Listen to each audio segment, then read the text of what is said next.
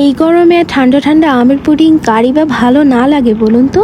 গরম থেকে কিছুটা রেহাই পাওয়ার জন্য আজকে তৈরি করব আমের পুডিং।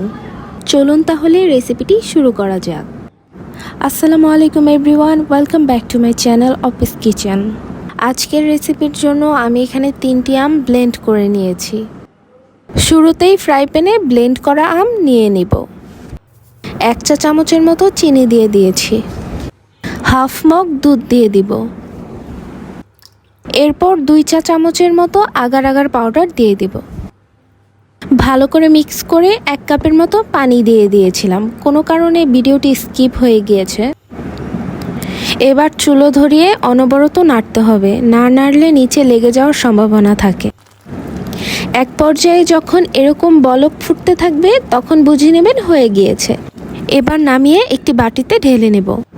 এরই ফাঁকে জানিয়ে দিচ্ছি আমার নতুন চ্যানেল, আপনারা please like, comment, share and subscribe করে পাশেই থাকবেন।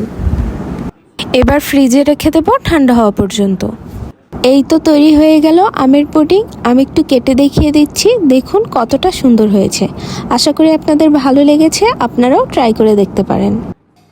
আজকে এই পর্যন্তই, চলে আসবো নতুন আরেকটি রেসিপি নিয়ে। ততক্ষণ পর্যন্ত সাথেই থাকুন। আল্লাহ হাফেজ।